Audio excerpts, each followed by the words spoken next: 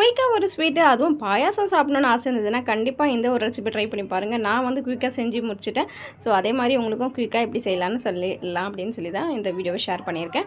So நாம் இன்றைக்கி வந்து சேமியா ஜவ்வரிசி பாயாசம் ரொம்ப குயிக்காக கம்மியான நேரத்தில் ரொம்ப சூப்பர் டேஸ்டியாக எப்படி செய்யலான்னு தான் பார்க்க போகிறோம். அதுக்கு நான் இன்றைக்கி 1/2 லிட்டர் அளவுக்கு பால் எடுத்திருக்கேங்க.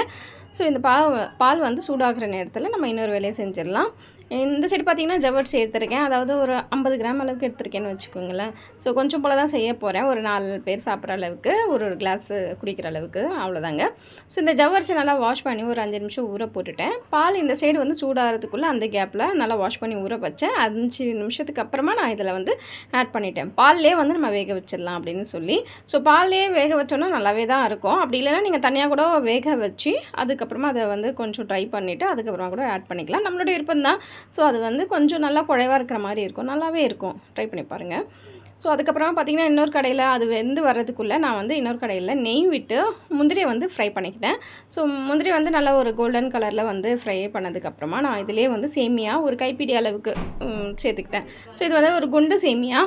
ஸோ இந்த குண்டு சேமியாவை வந்து நல்லா ஃப்ரைடு சேமியா தான் இருந்தாலும் நான் வந்து கொஞ்சம் நல்லா ஃப்ரை பண்ணிக்கிட்டேன். நல்லா கலர்ஃபுல்லாக இருக்கும். அப்போ தான் நல்லா டேஸ்டியாகவும் இருக்கும். ஸோ அதையுமே வந்து ஃப்ரை பண்ண சேமியாவையுமே வந்து சேர்த்துட்டு நல்லா ஒரு மிக்ஸ்அப் பண்ணிக்கிறேன்.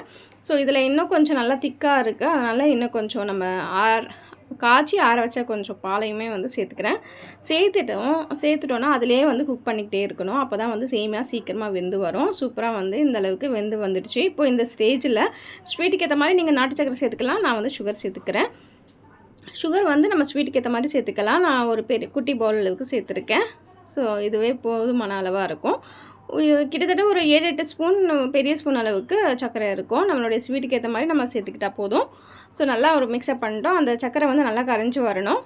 இப்போ இது நல்லா மிக்ஸ்அப் பண்ணிவிட்டு நல்லா கொதி வந்துடுச்சு. சேமியாவும் நல்லாவே வெந்துடுச்சு. ஜவ்வரிசியுமே நல்லா வெந்துடுச்சு.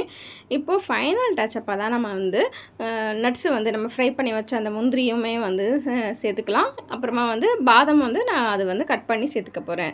ஸோ தோலோட ரிமூவ் பண்ணி கூட சேர்த்துக்கலாம். இல்லைன்னா அப்படி கூட சேர்த்துக்கலாம். அவ்வளோதாங்க. நம்ம சூப்பர் குயிக்காக வந்து நம்ம பால் பாயாசம் ஜவ்வரிசி சேமியா பால் பாயாசம் எப்படி செய்யலான்னு பார்த்துட்டோம். ஸோ கண்டிப்பாக இந்த ரெசிபியை இதே மெத்தடில் நீங்களும் ட்ரை பண்ணி பாருங்கள். டேஸ்ட்டில் வந்து கம்மியே இருக்காதுங்க. ஸோ அல்டிமேட்டாக இருக்கும். ஸோ கண்டிப்பாக ட்ரை பண்ணி பாருங்கள். நான் இது வந்து குயிக்காகவும் செஞ்சு முடிச்சிட்டேன். டேஸ்ட்டும் சூப்பராக இருந்தது.